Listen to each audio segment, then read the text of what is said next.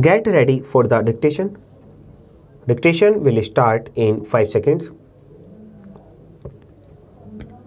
Start. The structure of personal taxation in the finance bill is a considerably simplified one.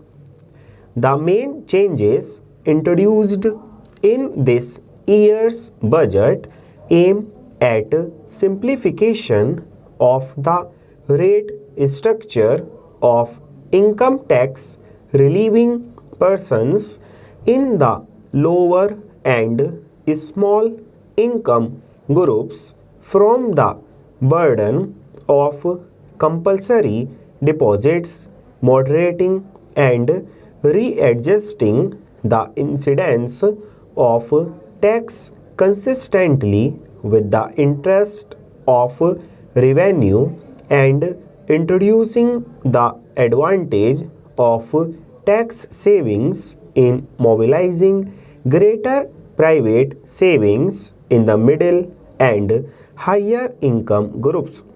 Overlapping surcharges on income tax and super tax have been abolished and replaced by a single surcharge for purposes of the union.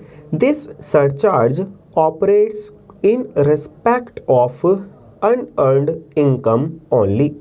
When such income exceeds rupees 9,000 and in regard to earned income when such income is over rupees 1 lakh.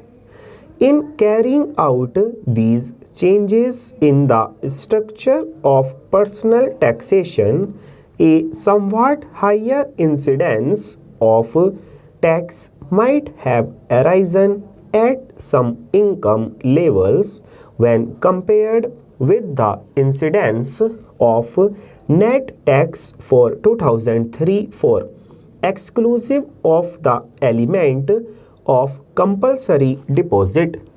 This has been criticized in the House and outside, and I have been considering whether some concession could be given to lower income groups in the income range up to rupees 20,000.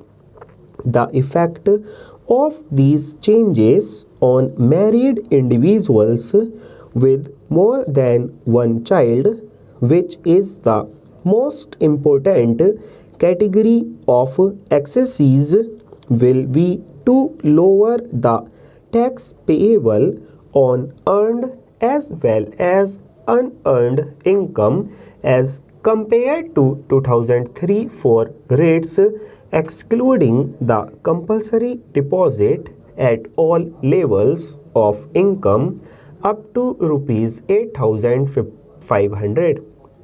On incomes above this level, there will be a reduction except at a few points where the tax payable now will be slightly higher, but in no case exceeding 1/5 of 1% of the total income, and these concessions will provide a measure of further relief to these income groups.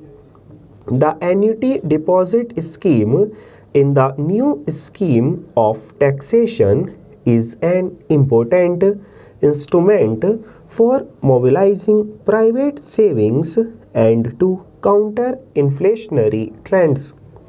The provisions relating to this scheme have already been fully explained, and I need not go into them again.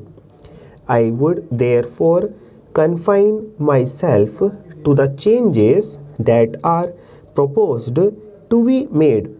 I had already indicated in my reply to the general discussion in the Lok Sabha that the deposit is proposed to be made optional in the case of persons who are more than 70 years of age. Such persons under the amendment may exercise the option not to make the deposit in the first year of assessment full stop.